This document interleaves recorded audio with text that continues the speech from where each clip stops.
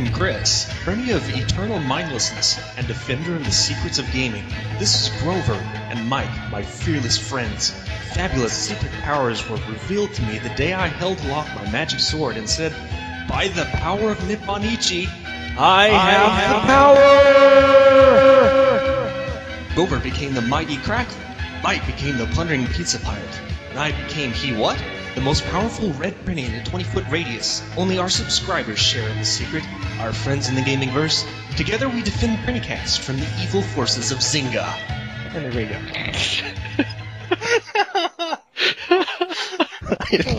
I had to think of somebody, and I didn't feel like doing like EA or something like that. I couldn't think of a particular nemesis of ours, so... That is true. I hate Zynga more than I hate the EA. Zynga shows up a lot, so there we go.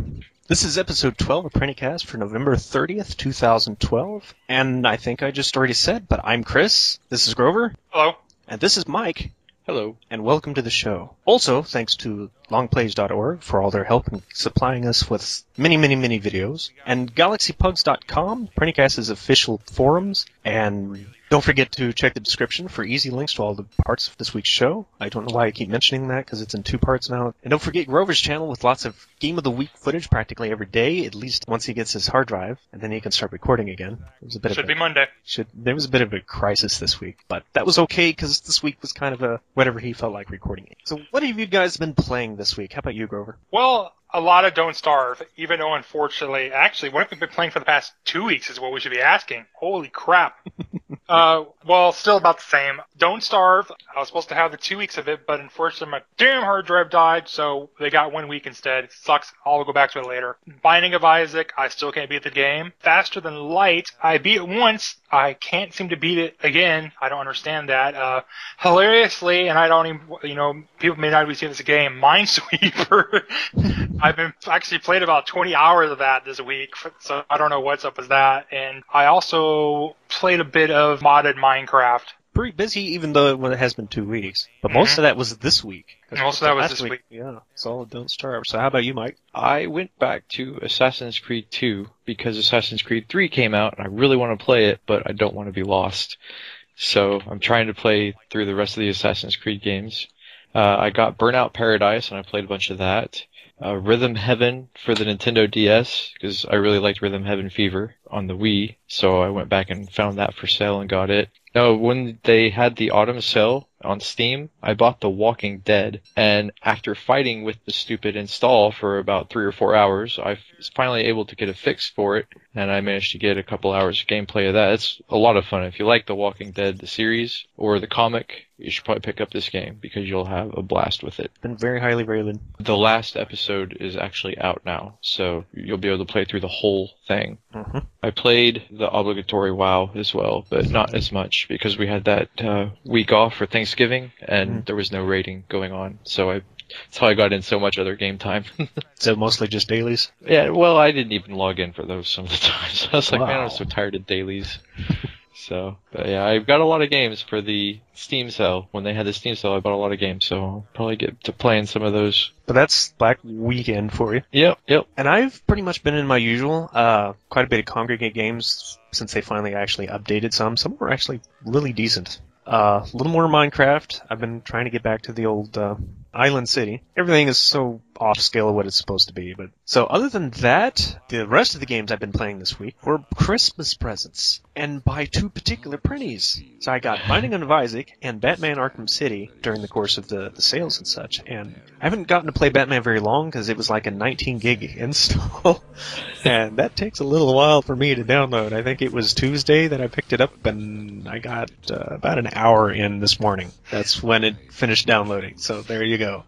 But in the meantime, yeah, quite a bit of Binding of Isaac. I'm not sure what to make of the religious aspects of that game quite yet. I'm not exactly offended, but I don't know where it's going with it yet. Other than that, it kind of reminds me of that 8-bit dungeon thing that I was playing off of Congregate, just in a more of a shooter environment. It's very Zelda-like, and I don't know why I'm explaining this. This is kind of like Minecraft. Most people know what Binding of Isaac is, even if they've never played it before. It's just one of those games that's made the circles. But I had a lot of trouble with the controls set up with it. I completely agree. The controls on that game are atrocious. That is the And I only think way you that's, can say it. I think it's part of the difficulty. It's actually partly intentional because of the random way your character shoots, the kind of slidey, almost ice physics that your character moves with. I think that's all intentional. I think it might be too. Just the fact that you have to use joy to key to make a control pad work is ridiculous. Yeah, especially since these are the same guys who made Super Meat Boy. These are not new developers. These are guys who know their stuff at this point. I forgot to mention Adventure Time.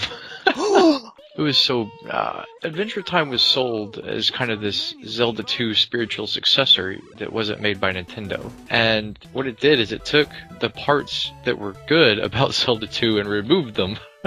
And then added a crappy random item fetch quest, horrible backtracking. Oh, I like the story in the game. It's basically like an Adventure Time episode. The characters are true to their character. You'd be like, yeah, I could see him saying that, or yeah, I could see him doing that. The characters, the story, the world is pretty good. It is pretty much spot on. But the gameplay, oh, so much wasted potential. In Adventure Time, the backtracking only serves as a artificial extender. I mean, there is a few reasons. Okay, well, no, there's really... I can't defend the backtracking. The backtracking is bad. The music is good, the story is good, the characters are awesome, but the gameplay... It's not even so much the gameplay, it's just the way everything was implemented. Is it a game that feels unfinished, or just they went the wrong direction? It feels like it's just gone the wrong direction. There aren't many parts of it that felt particularly unpolished. I did like the whole natural progression of Jake. In the show, Jake can turn into pretty much anything he wants to. Mm-hmm. But you can't do that in a video game because there has to be some kind of progression level. So what they did was, like, he was just like, I just really don't feel like it. So as you went through other places, then the other characters in the game would put these thoughts in his head, I guess, that would make him think about turning into this stuff. So that was basically how you unlocked it. It's either a health item or some weapon that you're probably not going to use, because there is nothing in the game that's difficult enough to warrant using it. Maybe that's the problem. It was aimed at a younger skewed audience. Probably. I can't imagine the younger audience being extremely interested in something that has this much pointless backtracking. I would probably have lost interest, to be honest. If this was any other game and it wasn't called Adventure Time, I probably wouldn't have even bothered. If you like Adventure Time and you want to play through an episode, then get it, but just don't expect too much from the gameplay itself, or you'll be disappointed. On to game news! The 1 GB plus Wii U firmware update on launch day. That was actually quite a media buzz there for a while. There's people that if they had any kind of internet crash or tried to cancel the update after it started, the Wii U would literally be bricked. And that was a big issue for quite a few people, because that is a gigantic firmware update, especially for launch day. I mean, we're not even talking like a week or something of, we needed to fix this before we launch. No, it was stuff that was somewhere between the packaging and putting it in the store. People have a really bad habit that if they can't make something work, they'll turn it off and turn it back on thinking that works. As a matter of fact, you hear that even in the tech side of stuff. That's some of the advice they give you. And that was a very bad thing to do if you were waiting on your system. For example, if somebody was playing a game, which they could still do, even with this download in the background, and then shut off their system, the download would be halted and would never come back on, and because it was mid-system like that, you would never be able to get back into it again. It was kind of a bad first step for the Wii U, pushing the system before it was ready. But Hulu Plus will come to the Wii U. Yeah. The sales numbers for the Black Friday through Black Monday came back, and the big winner was the 360. 750,000 sold over the weekend period. That's very good impressive for an old system. That is impressive. It's actually less than it was last year by almost 100,000, but still, especially with a new system launch. And that's the next thing. The PS3 was number 2 at 525,000, which is not a bad number at all either. Oh, that's not bad either. The Wii U, however, picked up 400,000, which is a smaller number than the Wii or the GameCube. But before you feel too bad about Nintendo and what you might consider a unimpressive launch, the Christmas time is Wii, coming. the Nintendo DS, and the 3DS are still on the market. That is still 3 other systems they're selling. The Wii sold 300,000, the DS sold 275,000, and the 3DS sold 250,000. So if you put them all together, Nintendo made out rather well. And the Vita came in at the end there with 160,000 for the Vita. Nintendo is in no way hurting for money like people have been suggesting recently that they're going to fail. Well, they're hurting for money in the sake that they're not making what they were expecting to. The projections aren't being hit. That is But that's true. everybody. Everybody's in that boat right now. The gaming industry has become very cutthroat over the past couple of years. Mm-hmm. Several companies merging with the other. Several of them just dying anyway. We'll talk about THQ here in a little bit. So, it's kind of rough out there. Now, there's a lot of rumor stuff going around, and I'm just going to probably just skip that altogether. There's the whole Project Blackstone being registered with Blizzard. There's a lot of heavy talks about a Halo MMO and God. other stuff. So we're going to get on into some interesting stuff. A lot of the internet companies across the United States kind of got a good scare recently as Google Fiber finally went live. That's a 1 gigabyte internet for $70 a month. And or $120 if you combo it with their TV internet combo. Now, as I understand it, the original tests for places like Speakeasy and all these other DSL testers, they could not keep up with what Google was providing, so it made the numbers look smaller than they actually were. The downside to this is it's currently only in major cities, so it's slowly making the rounds. It's eventually going to be everywhere, but I think it's going to kind of put a stamp on all of these other companies that's been saying that we don't have the bandwidth to do what we used to do.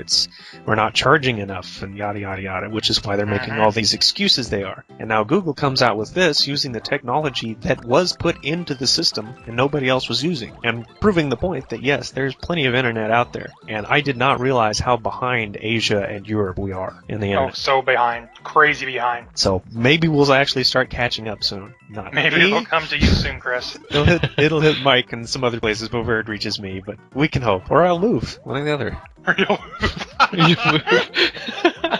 So there was also a Vita firmware, and it upgraded to 2.0 shortly back, and it included features like email and a transferable system for to PCs wirelessly, plus PlayStation Plus support. Now, PlayStation Plus has been something that's been giving gamers bonuses on their PS3 for a while, including online game save storages and game discounts for about $50 a year. Included on this is the free games that are going to be played for as long as you have the subscription going. So they're basically free rental. It's one way to look at it. You got stuff like Gravity Rush and Uncharted The Golden Abyss and Jet Set Radio HD and Wipeout 2048 and Tales from Space Mutant Blobs Attack. This one that especially grabs me is the Final Fantasy Tactics The War of the Lions, the remake of the PS1 classic. And also, Double Fine is opening up their Amnesia Fortnite project to the public. To remind folks that Double Fine is Tim Schafer's studio, the ones that made games like Brutal Legends and Psychonauts. This is where the internet voted basically between a couple of dozen video game ideas, where their staff would come up with an idea, they'd try to sell it, sometimes with a little art, and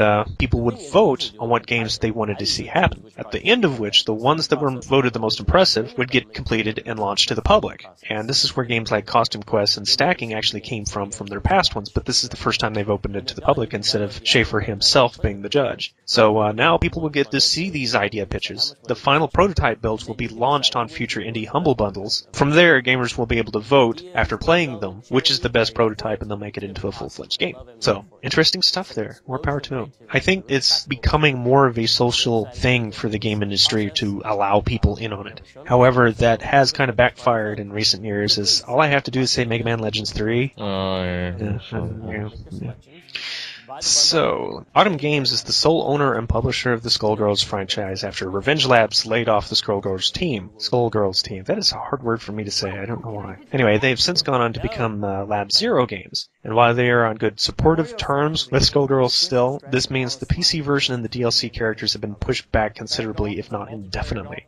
So, Thanksgiving weekend was also the Minecon and DreamHack, which was successes, as far as I know. I was supposed to get information on that, and I've totally screwed up here. So, the 25th anniversary Street Fighter Grand Finals are coming this Saturday, December 8th in Burlingame, California. A lot of good old beatdowns from the best players in the world at Capcom Fighters. Seriously, it's like every iteration of Street Fighter they could get people to play. And supposedly all of the best in the world are going to be there, slugging it out for number one in a very large pot. In other news, Dishonored sold quite well, even amidst the Halos and the Call of Duties. The first DLC is coming out December 11th for $5, and the chances of a sequel are increasing as it intends to be a full-size franchise. Gary's Mod with Kinect. Think about this for a second.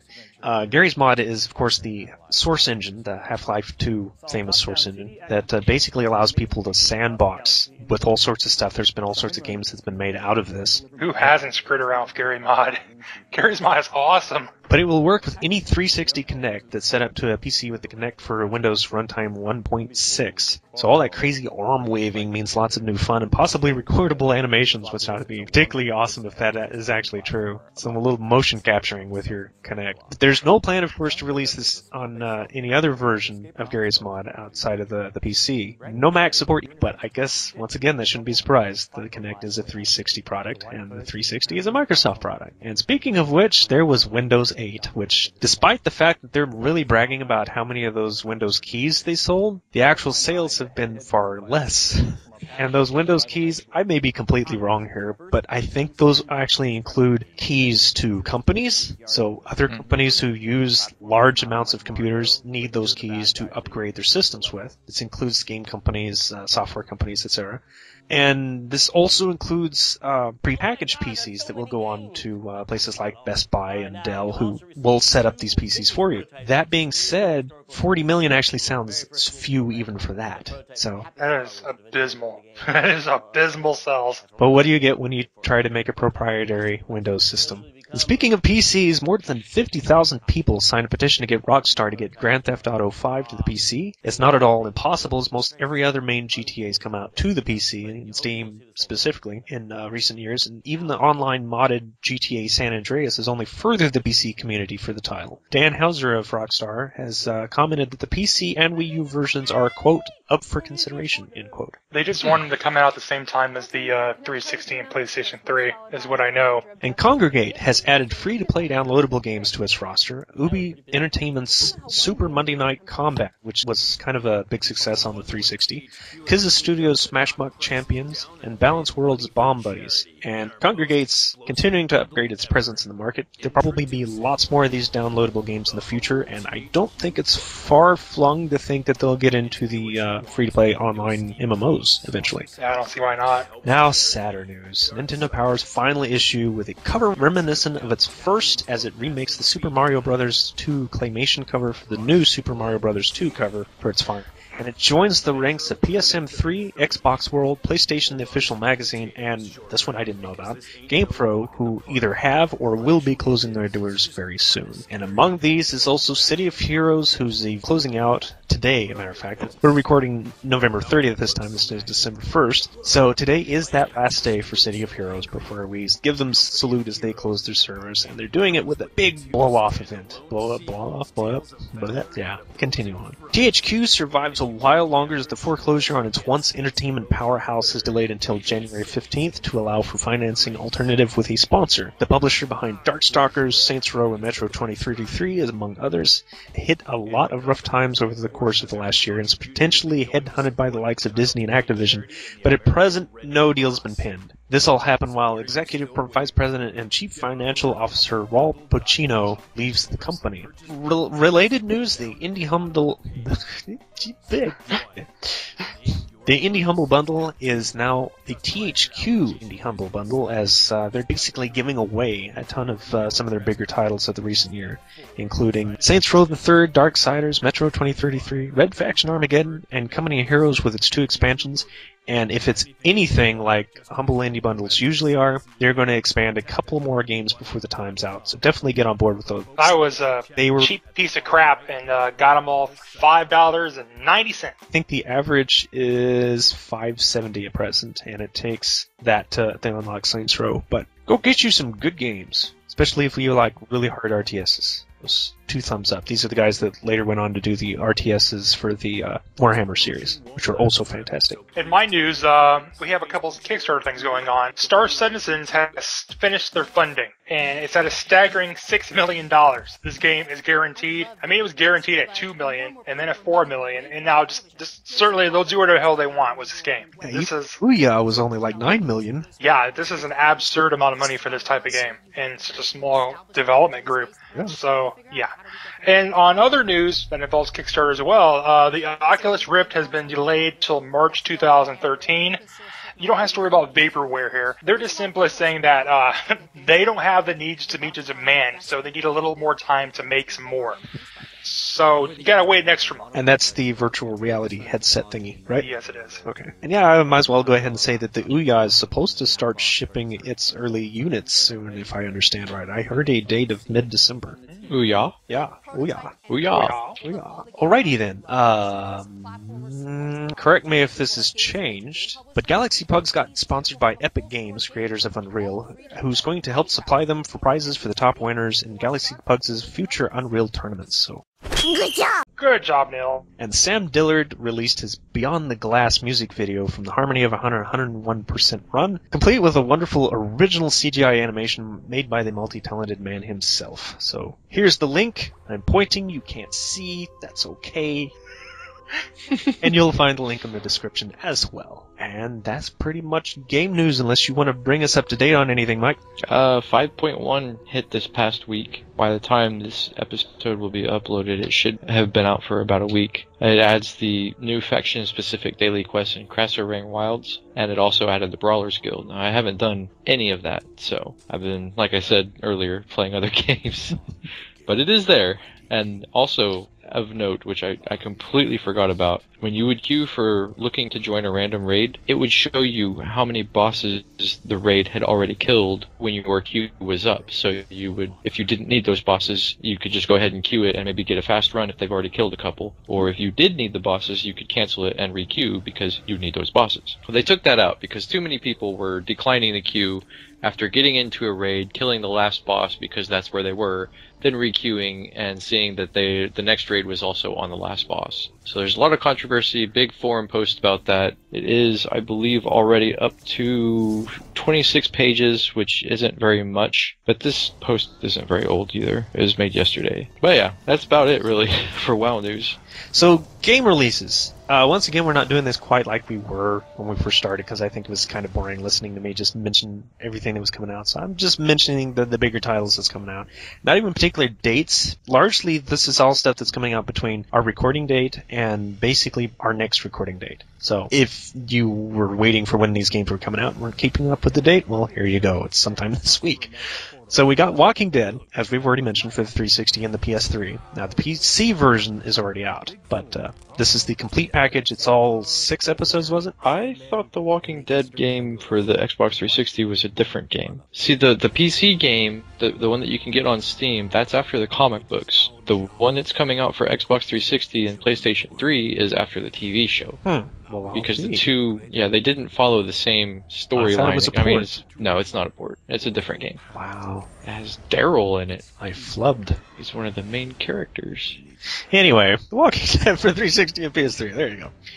Far Cry 3, which is probably the bigger of the list here, for PC, Xbox 360, and PS3. Air Buccaneers for PC, and the adaptation is A Rise of the Guardians for PS3 and 360. And I've actually heard some good things about this movie. I wasn't really impressed with the trailers, but I'm hearing a lot of good feedback from this movie, so maybe it's something I should check out after all. And then we've also got Marvel Avengers Battle for Earth and Rayman Legends, both for the Vita. And PSN gets Guilty Gear XX Accent Core Plus, which is pretty much the last of the Guilty Gear saga, as far as Arc System Works' last game before they moved on to Blaze Blue and so on. And that's game news and game releases. This game of the week for December 3rd through 10th is Faster Than Light, and this is made by Subset Games. Subset Games is interesting because it is also a Kickstarter game. The Kickstarter was announced on February 27th, and they asked for $10,000. They received near $200,000. By the Seems end of to be the going pledge. thing for a lot of these games. For a lot of these game companies, it's crazy. The pledge ended on April 1st, 2012. The game was released on September 14th for 2012, and from there has become extremely popular. I see it on live streaming and Let's Play all the time, and now we're going to be doing it too. Faster Than Light is a spaceship simulation roguelike game. Now, if you don't know what that means, it's just another word of saying the game's hard as hell, which is exactly how I like it. It aims to recreate the atmosphere of running a spaceship and exploring the galaxy. all the while being chased by a massive rebel fleet of certain doom if they catch up with you. And you will experience that in the game if you've let them. If you're not good with multitasking, this game isn't for you, because you are the ship. You control everybody in that ship. You control the power, the weapons. I mean, anything and everything I could think of, you can control. The game is very simple. I mean, like I said, they only said they needed $10,000 to get it going. Now they're millionaires, but Yeah, it's not a graphic powerhouse, and it's kind of a strange pacing to it because it's more of a strategy simulator, but it moves so fast. It's kind of hard not to call it an action game. I would call it, yeah, you call it action too. You can call it a lot of things. Some people like call it luck versus risk and stuff kind of game, which to me is just fine. You know, if you get bad luck, you just need the skill to, you know, come over whatever happened. But yeah, that's it. Faster and Light Game of the Week. If I get my hard drive on Monday, which I should, I will be doing a video recording that day. If not, it'll be Tuesday. I may do a video of Don't Starve and then Faster Light on the same time every day for the week. It depends. Don't drive yourself crazy. That's a lot of video editing, so I will not guarantee that. We'll see what happens, is all I can say. And that's it for Game of the Week. So our topic for this week is digital distribution versus hard copy, or as Mike better put it, disc or download. Part of what sparked this is the Cyber Monday we just had recently. The other part that sparked this is so much talk about the upcoming Xbox and the PlayStation being discless systems. Now, I don't think, honestly, this is going to happen. I think it's mostly a consideration for them, that they're basically wanting to make little Steam boxes, so to speak. But it could happen. There has been such a market for removal of the disc system for a while. Just like there was a removal for the cartridge system because of the expenses. Game companies make more money when they don't have to have the overhead of producing stuff they have to ship everywhere. Exactly. The only problem that I see with this is if they're thinking about, you know, you just download it, well, there's a problem with that. A lot of people don't have the internet still, even though they should, but they don't. Or slow internet like some Prinnies. Which makes me wonder, well, yeah, with slow internet. I wonder if they'll have, like, you buy it, and it's one of those cheap USB plugins that you just plug into the system and it downloads it. Possibly. I could see something like that, too. Almost like what do they call it, like a Redbox, where you go buy the game, you stick your little stick in there and downloads the game off the vending machine. Yeah, exactly. Something like that. That would be very interesting. And not particularly expensive either, because I've seen them do it with photography booths. So I could just see them coming out with one of their consoles and it coming with a stick drive that will only download stuff to that single system. It's bound to it. So you go download something from your stick drive and somebody steals your stick drive, they're screwed. It won't do anything. Yeah, I can see something like that. Much like a more portable version of the iLock drives we were talking about, I guess it was the week before last. Yeah, the whole DRM type of stuff. Yeah, random brainstorming. Probably will never happen, but just be interesting. So what's your opinion on it, Mike? I don't think it'll happen. I personally am a bit torn in what my preferences is for it, because I love Steam. I love being able to download that stuff and not having all of the clutter for the boxes and things, because most of those don't really come with anything important anymore. I mean, even the instruction manual is like basically a 2-page pamphlet with typical warnings and, hey, this is how you put it in your system kind of thing. And they put it in a PDF file on your disk somewhere that if you want to print it out, you can. And sometimes they don't even do that. And Mike makes a valid point there. I don't really see it happening either, because people don't like change very much. And that's a hell of a change. I could just see, you know, the majority of people freaking out when it comes to stuff like that. Like, no CDs? What the hell are we going to do? Well, I like having a CD, but it depends on how the download service is done. I don't have internet issues, as I live in a pretty highly populated area, so we have pretty good internet out here. But at the same time, all download services are not created equally. No. The Nintendo's download service is garbage. PlayStation's a little iffy on that one. Xbox did it right. Microsoft Live, they did that right. Steam, the internet. Yeah. Play multiplayer games.